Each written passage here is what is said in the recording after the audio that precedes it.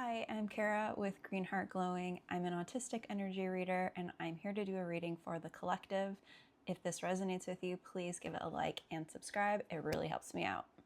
Okay, let's pull a card. Angel card. Ooh, power. Nice.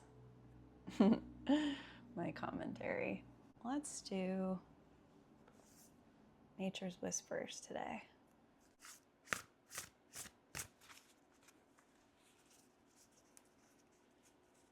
Pick a card, any card.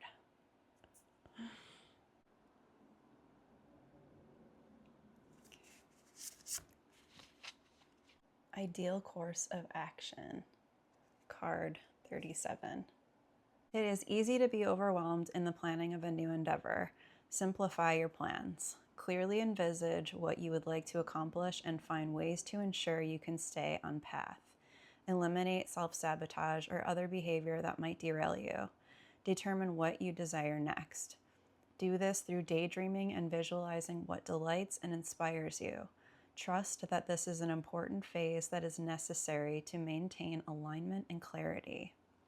So I'm going to take a pause and tune into the energy and not feel rushed, so you'll probably see this edited.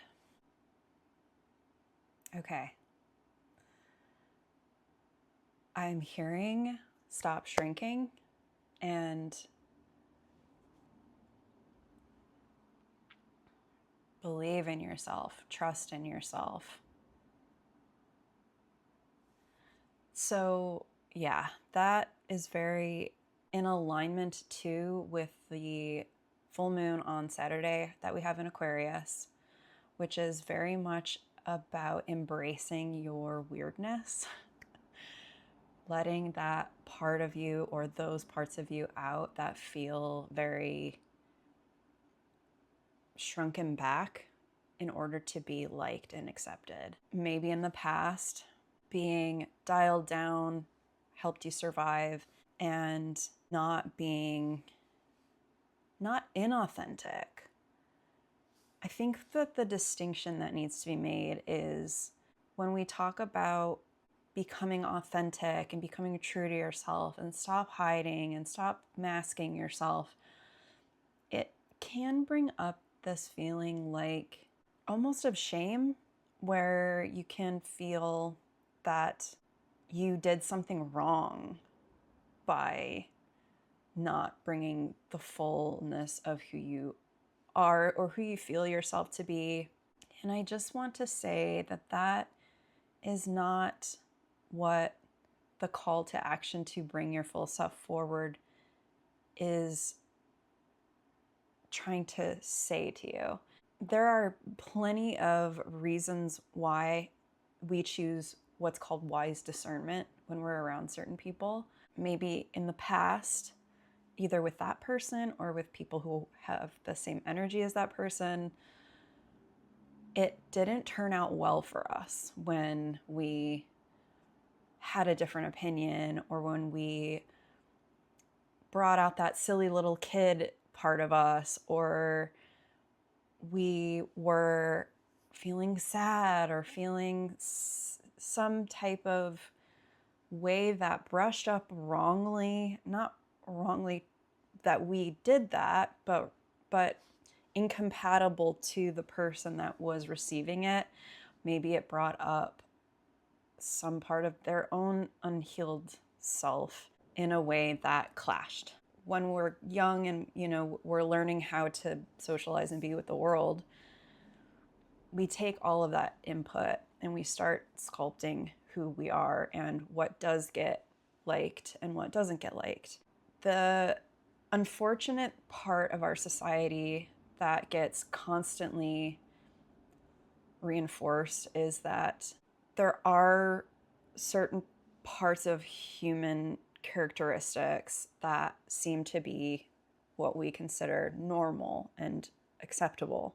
So unfortunately, what starts happening for people is that the expressive self, the parts that were so alive when we were young, start getting bullied or judged, or the parts that just don't quite fit into the standard human mold.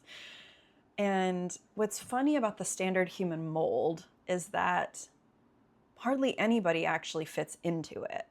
But for some reason, we do everything we can to sort of stay in that. It's a survival instinct where we feel the collective belonging makes us feel safe, makes us feel that we're seen and held and loved.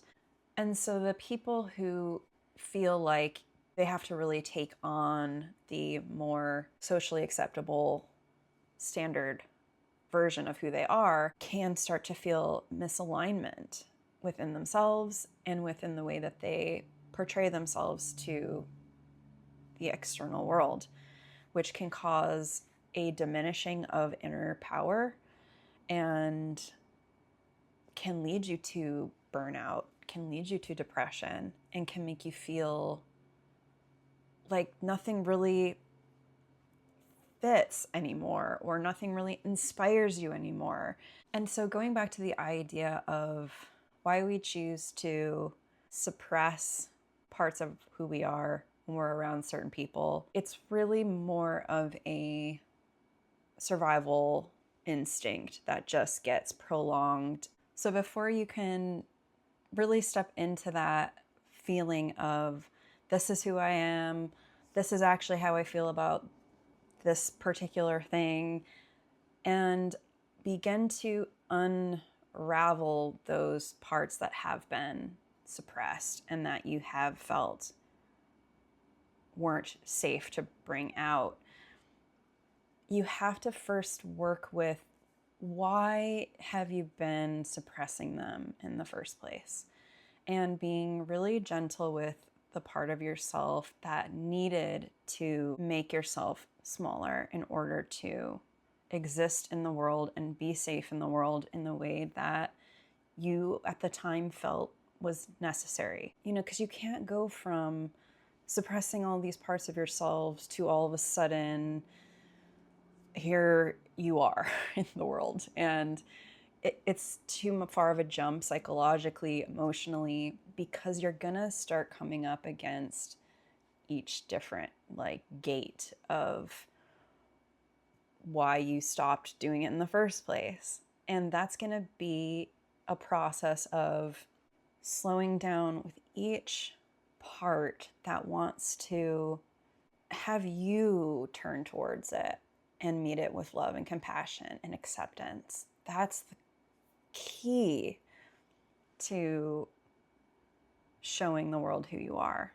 External validation will never be the way to gather up your courage to be who you are. External validation is the reason why you're not feeling safe enough to be who you are, because of the reactions to who you are. So the message of right now is to go within and find within the love and acceptance that you're looking for everywhere else.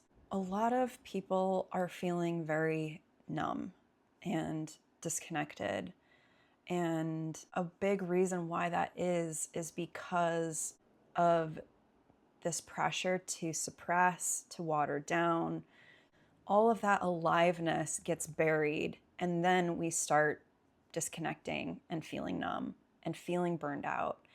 We're living in a completely new world, and there is this great calling for all of us to stop glazing over and stop tuning into the chaos and to begin coming back to self and reconnecting with those places in us that have felt like we've been betraying ourselves and the truth of who we are. We need you, we need your weirdness, and we need everything that you feel and have to give from the place inside of you that knows your truth and has just been afraid to speak it. Okay, this quote is from Carl Jung, which, by the way, I always have the quote of the day in my description box, as well as a link to book a reading with me if you feel called. There is only one way, and that is your way. There is only one salvation, and that is your salvation. Why are you looking for help? Do you believe help will come from outside? What is to come will be created in you and from you. Hence, look into yourself. Do not compare, do not measure. No other way is like yours. All other ways deceive and tempt you. You must fulfill the way that is in you. Goosebumps. Okay, thank you so much for sharing some of your energy with me today, and I'll be back soon for another reading.